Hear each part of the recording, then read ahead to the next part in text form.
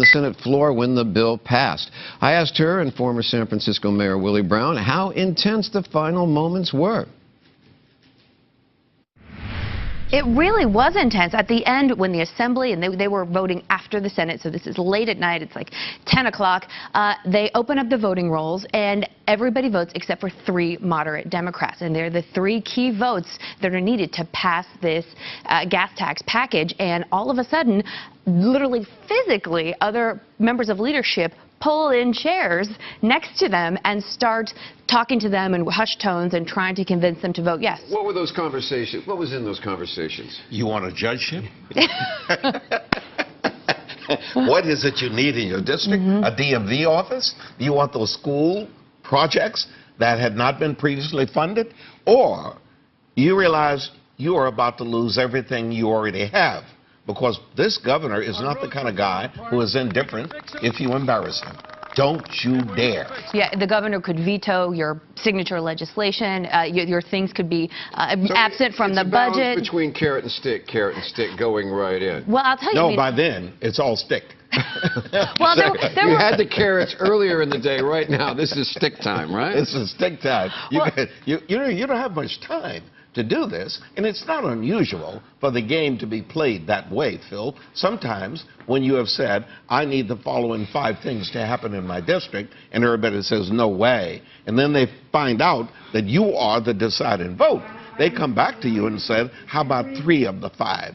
And you said, no, 4 of the 5. And then finally you get the 5th one, and you give them the vote, and it's over.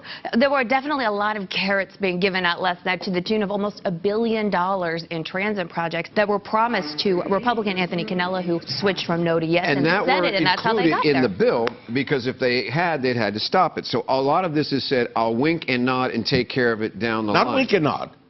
That's, no, I promise. That so is different. You've got to cross the line. All right. That is correct. So this is going to be. So we're going to be paying for this a lot more than we thought. No. Those are projects, Phil, that deserve to be considered. They were just not prioritized.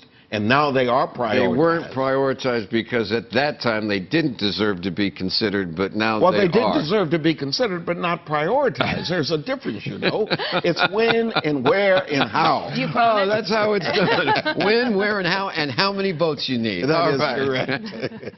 All right, so Phil, clarify something for us. According to the California Constitution, it is a crime to influence the vote of a member of the legislature with a promise of a reward. Right, a reward to that legislature.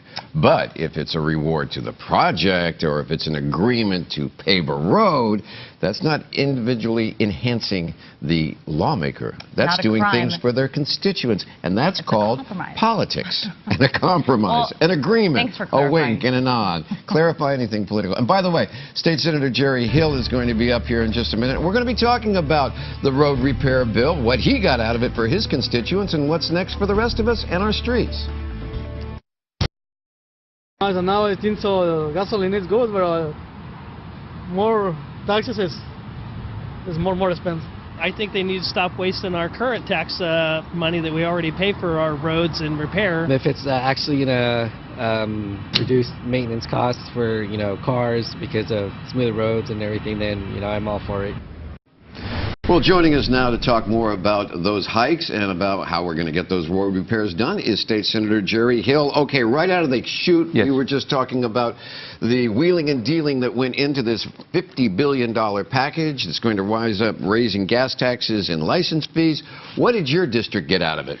Well, what we got out of it was, and why I voted for it, was one, every city is going to get $1.5 billion, not every city $1.5 billion, but $1.5 billion is going to local government for roads, individual roads. $1.5 billion is going to go to state roads throughout the state. But more importantly, we're getting $700 million for mass transit. We were able to negotiate that up over the last couple of months. Also, $200 million will go to congestion corridor relief. That's going to help 101, 80, 880. All of those roads are going to get improvements, whether it's HOV lanes, but more importantly, to try to help the congestion and move people better in the Bay Area and on the peninsula where I represent. But it comes at a price tag. Right now, everybody in Sacramento is celebrating the fact that after all these years, we're finally going to do something about the roads.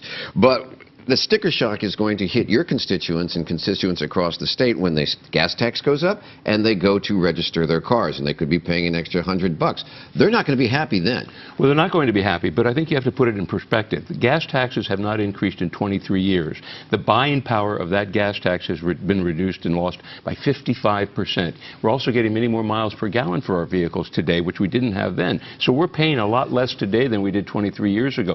And the average increase in the vehicle registration fee for 87% of the vehicles on the road, $50 per year. Those stats sound good until you're the one paying it. Well, I agree. I agree. Okay, so when it comes they're out of very your pocket. comfortable until it comes out of your pocket. Right. That's the only statistic most people understand. And they sit there and go, well, for years the state legislature did not spend money on roads, and also they're not changing any of their spending patterns to accommodate this. We're just layering this on. Your response to that? Well, this is pay as you go. You're going to drive. The more you drive, the more you pay, and the more you should, because you're wearing those roads out. And the average cost right now is about $700 per year per driver in repairing their cars because of the potholes. I mean, just driving up here this morning, I'm dodging potholes all over the place and continue to be. Well, then why didn't the state legislature spend the money before?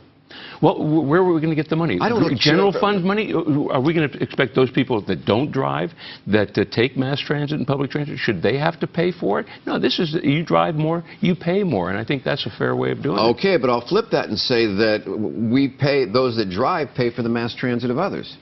Well, those that drive they pay somewhat of that. I mean, right now they're going to pay that, but that also helps them because it gets those people off the road so they can get to their destination a lot quicker. All right. What was your impression on the last-minute wheeling and dealing? This thing was by a razor-thin vote. Could you have gotten more for your district out of this? Well, I don't know if I could have. I maybe could have gotten more, but I don't think it would have been a prudent thing to do on that last minute because I think we got enough for that. But more importantly, what we got was everyone has to represent their district. Everyone has to feel what's the best in the best interest of their district. I felt that this was a good solution for our district. Others felt that it wasn't. They needed more. And you've committed at this amount of an agreement for your district, and you're going to catch holy hell from your constituents about the price of gas going up. And you look over, and the guy or gal next to you was the holdout, and their price goes up and up and up, and they're being met. How's that feel? Well, if I'm not going to get what I wanted in my without that vote, I wouldn't get anything in my district. So it's important to do that and look at the benefit for the state. The money that they're getting around, whether it's in Riverside or whether it's in Cirrus or Modesto and the ACE train coming in, that's going to benefit the Bay Area. Right. More jobs that are coming to our area, people are going to get to work, and that's important. So there is a job. Now, what do you say to the people who go, why are you raising my gas fees and my license fees when Jerry Brown's got his high-speed rail out there? Why didn't you use that money? Well, and I agree. We could use some of that money for it, but the benefit of that is that high-speed rail, when it comes, if it works fine, and the electrification of Caltrain is part of that, which is so important for the peninsula, will improve the movement of people to the Bay Area and relieve traffic congestion. That's the key. That's what we want to do. That's what I'm hearing from my constituents, is let's get people off the road, or let's get them to move better and faster. I'm just hearing let's reduce the price at the pump and stop having to have my car aligned every time I have rotated tires. You go with that as well. I want to thank you for joining us this morning, State Senator Jerry Hill. He drove all the way up from the peninsula. Now we're going to take a look at something a little rosier than politics. Hopefully.